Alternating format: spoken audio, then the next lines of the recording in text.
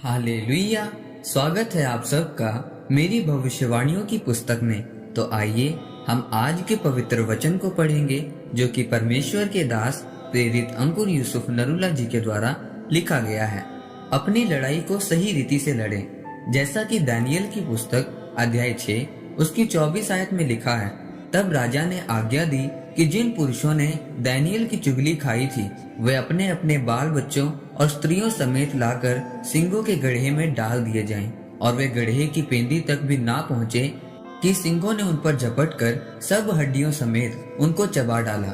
मेरे प्रियो, आप सब जानते हैं कि आप एक आत्मिक युद्ध में हैं और आप इस युद्ध को आत्मिक तरीके से ही लड़ सकते हैं, क्योंकि अगर आप शरीर के अनुसार लड़ेंगे तो आप हारेंगे, और अगर आप आत्मा में रहकर लड़ेंगे तो आप जीत को हासिल करेंगे।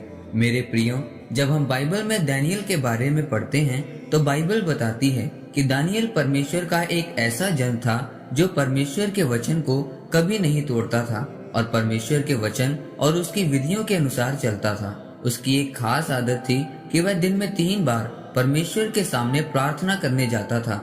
चाहे उसके बाकी काम रह जाएं, लेकिन वह प्रार्थना करना नहीं भूलता था। मेरे प्रियो, शैतान के लिए प्रार्थना एक हथियार है, क्योंकि जब आप प्रार्थना करने के लिए बैठते हैं तो शैतान को आग लगती है और वह आपका ध्यान प्रार्थना से हटाने की कोशिश करता है, और शैतान किसी के भी द्वारा आपके ध्यान को भटकाने की कोशिश कर सकता है।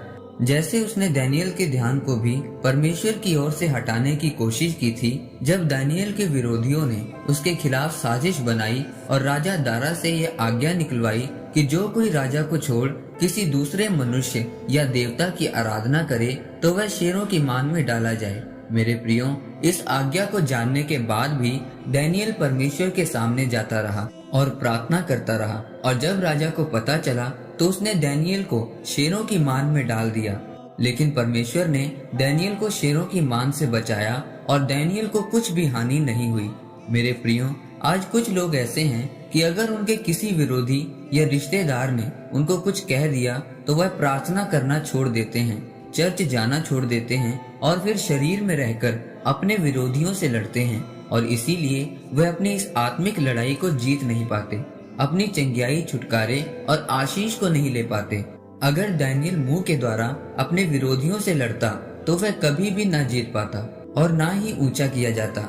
इसलिए मेरे प्रियो, अपनी इस आत्मिक लड़ाई को सही रीति से लड़ें, परमेश्वर की आज्ञाओं और विधियों के अनुसार लड़ें, प्रार्थना में बैठें, क्योंकि जब आप प्रार्थना में बैठेंगे तो परमेश्वर अपने भेदों को और अपनी गहरी बातों को आप पर प्रकट करेगा और आपको आशीषित करके आपको जिताएगा।